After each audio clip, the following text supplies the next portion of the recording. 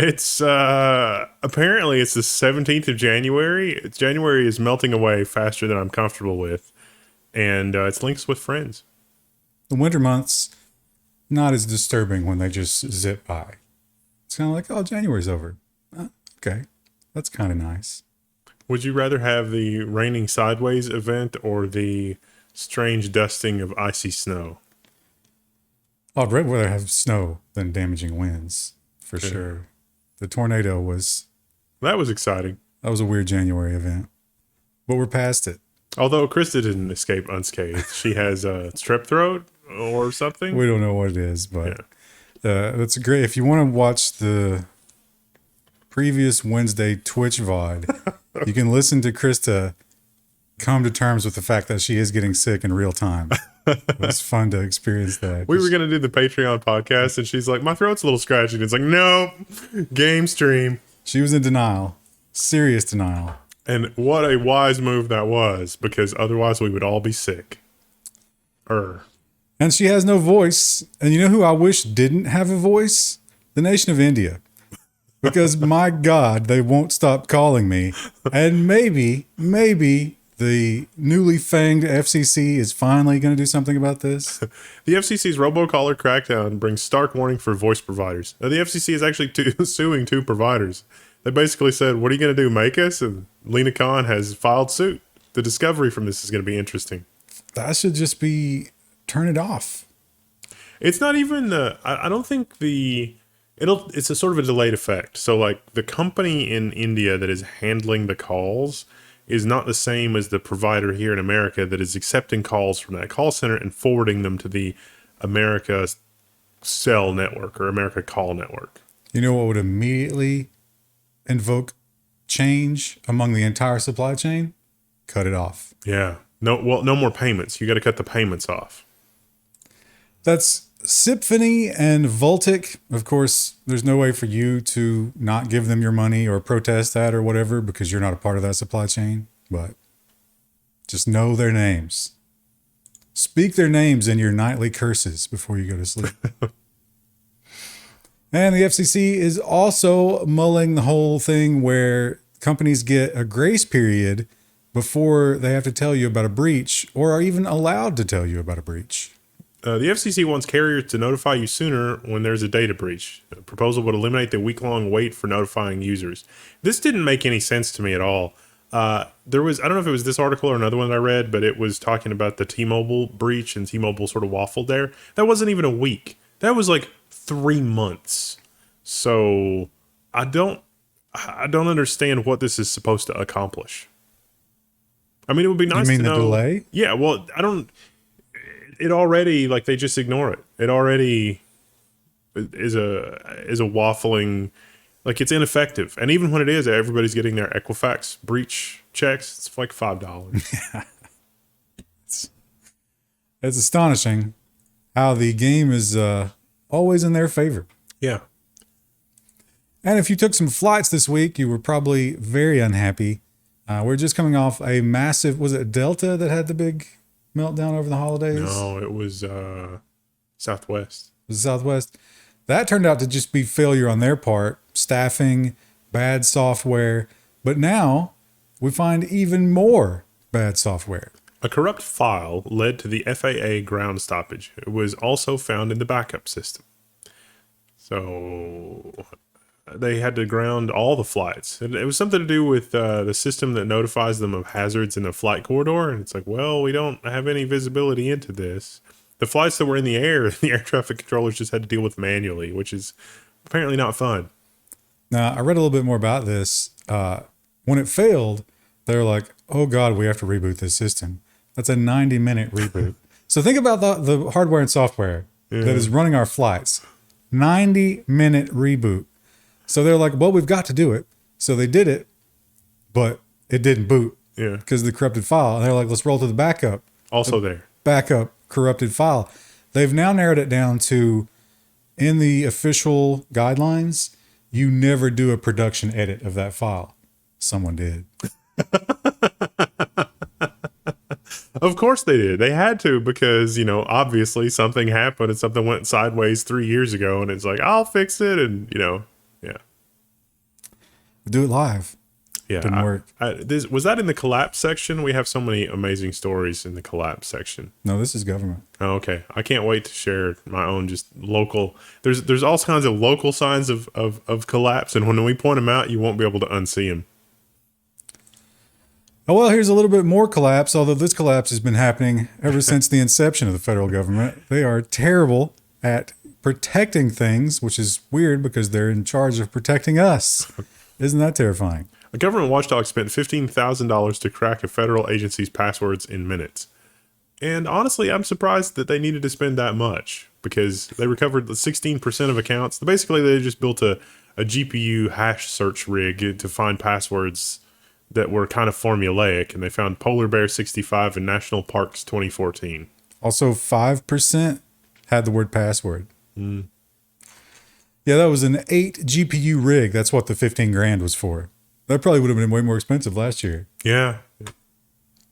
They could have just bought one crappy GPU and probably cracked, half as many, a third as many. They probably didn't need that much horsepower. Or just taking a little extra time. Yeah. They were trying to be flashy. Yeah. They wanted that 15-minute number. And AI, of course, taking over the world and, just changing all kinds of industries. The security industry certainly has to be quaking in their boots. Our beloved leaders have come up with a plan to thwart that. Homeland Security and CISA built an AI-based cybersecurity analytics sandbox. Now, I tried to dig into this to get some more details, and it sounds like a bunch of crap. I mean, it's a good idea, theoretically. But I don't think that they are competent enough to cut the wheat from the chaff here. We know AI will give you flatly wrong answers. You know how you deal with things sometimes that are just so flaky that you just mindlessly is like, well, let me just retry that again. Oh, it went through that time. It's like that for network traffic is what it looks like. It's like, oh, this is an unusual traffic pattern. It's like, well, they're just going to hit retry a bunch. Like when you were stealing somebody's work in college and you were doing find and replace and you got lazy. Yeah. Just hitting the button and then, something explodes. You turn it into the professor and it's just like, what is this? They're gonna be hitting find and replace and getting bored with it, and then Iran owns our infrastructure. We got new leadership in the House of Representatives, and that means backlash for the old leadership. Each will take their turn attacking the other team, and that will go on indefinitely. The CNBC headline is House GOP to investigate whether White House pressured tech companies to suppress conservatives. I mean, look, the Twitter files have easily proven that, but I don't think it's news. It's not new news. We already knew. They did deny it though. And a rare win from a government entity for Mr. Mark Zuckerberg. This one, you can mark this on your calendars. This does not happen very often. U.S. Supreme Court lets Meta's WhatsApp pursue the Pegasus spyware suit. Now, you may recall our other coverage from this, the NSO group. Wasn't it a Saudi Arabian company? Israeli company? Israeli. Boy, they would be pissed about that. So. that faux pas. Oh, was that bait? Oh, I don't know. No. But NSO Group is responsible for this spyware, and it's caused a lot of headache. It's also caused a lot of high-profile embarrassment for Meta, and so this is, I think, ultimately a Pyrrhic victory. But I don't know. It'll be interesting to see if Meta gets any traction here. Now, the NSO Group's defense was insane. They were saying, "Hey, diplomatic immunity? Well, we were spying and infiltrating on the behalf of entities with diplomatic immunity, so that should protect us as well." Supreme Court says no. It doesn't work like that. How do we, what does the structure look like for protecting American companies from foreign agencies that seek to corrupt what the company is doing? Because imagine, okay, this is software that looks for exploits, and it's like you can buy an iPhone or you can, download WhatsApp and look for vulnerabilities in it and then build something to combat that. But what happens when those organizations also, send spies? It's like, go get a job at Meta, go get a job at Apple. And then you have an inside person that's trying to get into the right. It's like, oh, I really want to be the supply chain manager. And it's like, oh, that's weird. Okay. It sounds like you're describing that globalism has pitfalls, and I won't hear it. It's perfect, and we should not question it. You know what else is perfect? Decentralized money. There's no room for corruption in it. It's perfect. Ex-Coinbase's manager's brother sentenced to 10 months in an insider trading case. Those were the new coins that were coming onto Coinbase. Historically, when a new coin is accepted into Coinbase, it's kind of like, yeah, you're one of us now. It shoots through the roof. Turns out this guy front ran all 10 of them perfectly. I don't think that the Reuters article is very good because it doesn't also say that he had to give back the $900,000 that he made. Because otherwise it's like, oh yeah, 10 months, but I got to keep the 900K. That sounds good. I mean, we're probably not thinking about how bad that 10 months would be, but I still might accept it. And of course, more crypto. It's a never ending. And now that governments have this taste of blood, I think it will never end. They'll be just like the big social media companies, just extract checks from them. The SEC charges Genesis and Gemini for unregistered offer for sale and crypto asset securities through the Gemini Earned Lending Program. It turns out those are instruments. You can't just loan things. That's crazy. They had a weird convoluted scheme where you loan one kind and you get interest in another kind or something like that. But yeah, I've often wondered when I see these headlines, and I understand how maybe this is a little bit engagement challenge. Bill Clinton was hawking a micro lending program in the 90s and 2000s. It was like Kiva or something like that. And it has a lot of the hallmarks of what these crypto things promise, but without the crypto. It was just, you can put $500 on the platform and then you're loaning, a goat farmer in Cambodia $100 who's going to give you a 3% interest or whatever. And that was fine, apparently. There's other programs that do that, like personal lending, but pooled together. Yeah. You'll get killed on every one of those. Yeah. You really going to trust just randos to pay you back? It was Bill Clinton. Why?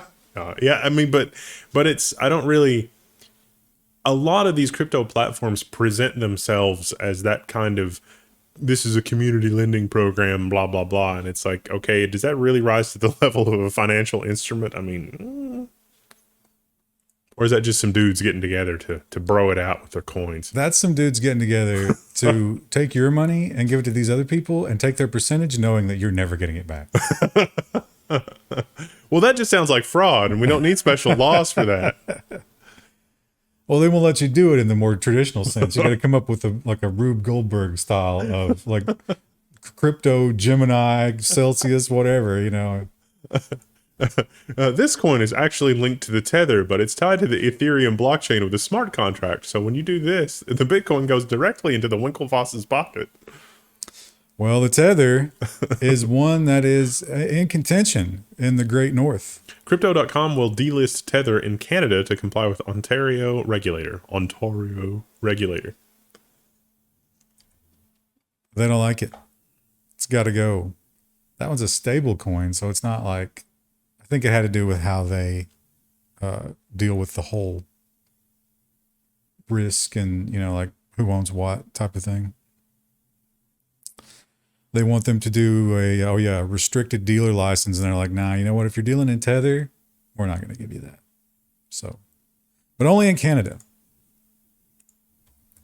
This one, I'm torn because I hate the idea of the government telling us how and what we can build. I understand that if you don't do that, terrible things will be built. You don't end up having functioning toilets. On the other hand, the monopoly on the other end of this makes this so necessary. England just made gigabit internet a legal requirement for new homes. It is sad that society has come to the point where that has to be done. Because arguably, would you say that gigabit running a fiber optic cable for every apartment complex and everything that you need is arguably easier than water, electricity, and sewage, and just as important? Well, that cable is the least likely to have problems of all those, I would think. Yeah, for sure. But also, I think it's a sign that governments are asleep at the wheel, because think of the economic importance of having that. I don't think, because our leaders are collectively so old. They just don't care. I don't think they understand they're like, well, I can watch Netflix on it. Why would I need more? I can trade stocks with 10 megabits. It's fine. Can't be a productive worker. There's also some rules in here about the whole, like, if you're locked into an apartment building, Yeah. so that you can much easier break out of that trap and get your own, and they have to facilitate the infrastructure of that. London is especially messed up. Dr. Potato gives me some amazing stories about how messed up it is, and I thought New York City was bad. London is worse. Maybe it's going to get a little better. Something tells me that there's hidden loopholes in there that we're not seeing because we're not familiar with it. And the UK, of course, like all governments will be doing, is giving in. They're going to the dark side. UK Treasury considers plan for a digital pound. It's funny how all these things happen at once. Everybody gets together. Everybody's toeing the water at the same time. FTX was the catalyst, man. That's the crisis you cannot let go to waste. And it's smart because you roll it out now and there'll be some pushback to it. But then when the trial actually starts happening and the news cycle happens again, you get it again. You push it again. Yeah. Then when the sentencing happens, boom. Do you want this to happen to you? We need this. And imagine if he gets a slap on the wrist. Oh. And people will be like, how did this happen? He got a slap on the wrist. And they'll be like, digital currency, government digital currency. It's what we got to have. And Apple they've gone a long way in terms of stopping the ad tracking. But from the very beginning, the gaping hole in that was their own tracking, which was always the exception. Apple fined $8.5 million for illegally collecting iPhone owners' data for ads, which seems like a tiny, tiny, tiny amount of money when you see the entire ad industry saying that they've lost $10 billion plus to date because of the ad changes. Which you got to think, like, Apple scraped up at least a tenth of that. Yeah. Just doing nothing. Yeah. Because Apple is now in a position to sell those ads and gatekeep all of those owners. Just like the cable TV industry. We saw this in the 1970s where it's like, look, it's gonna be amazing. And then we can sell ads to all of our customers. Now that's France. So I imagine that will be the first of everybody getting in line to take their own 10 million from Apple for that. Now that all the evidence in that case shows the extent to which Apple was collecting information to use for ads, which was a lot. It's copy paste. Yeah. You're stupid if you don't take that money. Whoever wrote that article was also kind of infuriating because it's like, oh, this is an embarrassing faux pas for Tim Cook. And it's like, no, this was the plan all along. How do you expect them to grow revenue? They're a $1 trillion company. They're no stone unturned, picking up a penny off the street. There's not a lot of pennies left to pick up on the street. They've taken all the liquidity out of that. They've got to disrupt other things in order to grow. And of course, we have war in Ukraine, and that is affecting all the countries around it. They are rethinking a lot of their foreign policy and stuff like that. Belarus is in the unique condition of being the only real in the neighborhood ally of Russia. Schrodinger's country, if you will. And they are in a weird spot because they're getting hit with the sanctions too, and they're getting hit with the exclusions that Russia's getting hit with. And so when your people demand culture, how do you combat that when everything has been forbidden to you? Belarus legalizes piracy of movies, music, and software from quote-unquote unfriendly nations. So It's a big list. Pirate Bay relocating to Belarus when? But then they'll just turn you off. Yeah. At the DNS and at the, like they won't let any hosting come through because they're like, oh, that's an enemy country. But if you're in Belarus, now's the time to buy lots of storage, I guess, and fill it up, right? Probably get some. Can't get that either because of sanctions. Yeah, it's probably like high priced. Gonna get some used SSDs. And India is becoming the new darling of the big tech world. It seems like a lot of manufacturing is set to go there, and they want to drag India up into the middle class like they did with China and reap all of those dollars that they can from that. The Indian leadership appears to be smart enough to see this coming. U.S. tech giants are saying that the Indian panel's recommended Competition Act is absolutist and regressive. It's actually really interesting, an engagement challenge if you're in India. It looks to me like part of the act, it's a little ham-fisted in places, but it looks to me like the act is trying to say rather than let Amazon capture all of, like grocery and convenience store type purchases, why don't we structure this so that local entrepreneurs in India have a chance at being able to do some of this business? Or if Amazon is going to do this, why don't we funnel some of it into local entrepreneurs in order to complete services rather than having everything sort of being globally controlled by Amazon, which doesn't seem unreasonable. Yeah, that's a very smart thing to do with your India. I think when they did that with the delivery services, and was it Walmart, they ended up just getting shut out. Yeah. They couldn't compete after India made those changes. And so they're like, yeah, we're just done. And now India has their own internal competitor to Amazon. I think so somebody that's kind of smart is working on this. Did you get the feeling looking at it that part of the worry here is that this will lead to supply chain problems, which seems like it's a legit thing? Because here, for example, like you want to buy distilled water, it really does feel like we're on the verge of some sort of terrible collapse, because distilled water, not there. Yeah, but I mean, how hard is it to manufacture distilled water? Yeah, it's crazy. So part of this thing in India, I got the feeling that part of the thing in India was people in India, it's like, oh, we have experience dealing with 1 billion people in this country. And if we centralize things to this extent, a little hiccup up the chain here is going to mean 1 billion people can't get distilled water. And so it looks like part of the act is trying to harden against those kind of events, which we have not done here in America. And it's very bad right now.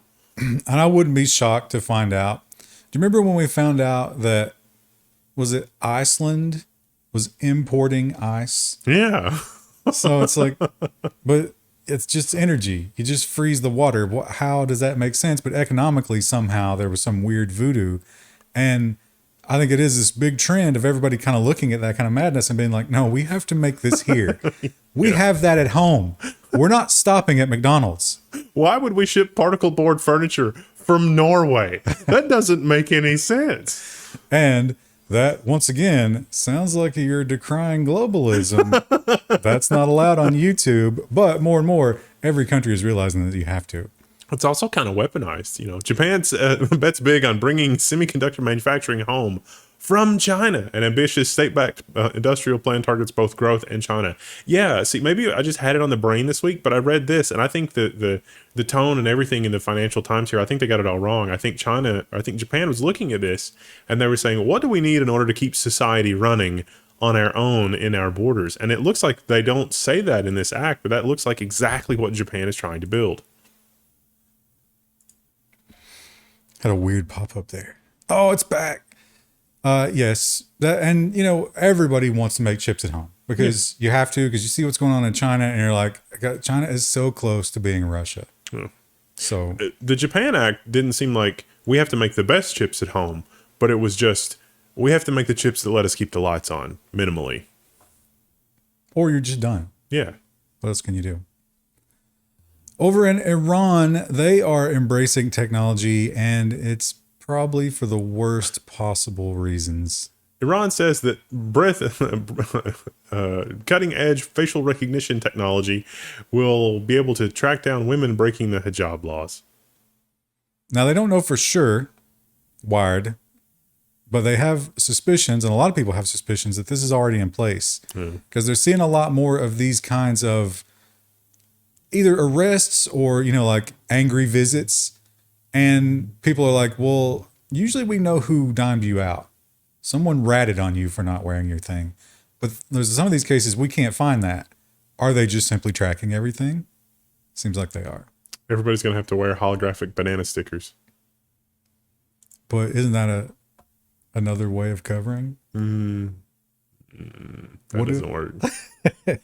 Maybe you get a holographic banana sticker that you just wear on your cheek. Make you easy to pick out, though. Yeah. For the secret police. It's difficult. We got to think harder about that one. And the opposite of the banana sticker, so many people in California have just gladly accepted. We knew that this had to be the ultimate goal of this, and it took very little time for that to come out. Researchers could track the GPS location of all California's new digital license plates. These are the ones that are e-ink. Yeah, they could figure it out immediately. When we first covered this, I think, didn't we joke, how long do you think it'll take before they immediately know where you are at all times? And the answer was immediately. Well, they sold that as one of the features. It's like, oh yeah, you can map all your trips and look at where you've been going and look at your fuel economy. This was not that though. This was somebody got into an administrator dashboard. They also found out that with no like double checking at all, they were able to remotely blank the license plates or transfer ownership of them. So the thing you predicted last week is like your Ferrari transfer is complete. Well, with a new license plate. And the cops are looking for it. Like, that matches the description, but the license plate's wrong. And it's currently self-driving to your location.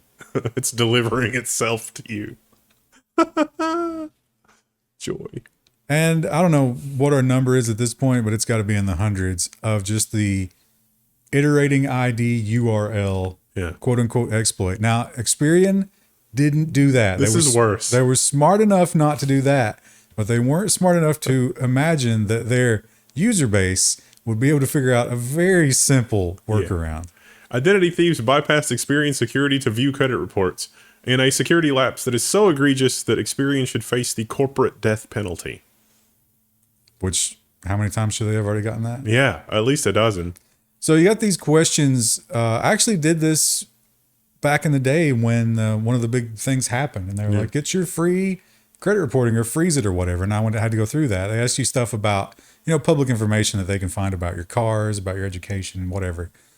But it turns out once you get to that point, I guess the cookie already has your ID and everything in it. It's just waiting to get the okay from the website. If you just change one part of that URL, it's like, well, the cookie's there.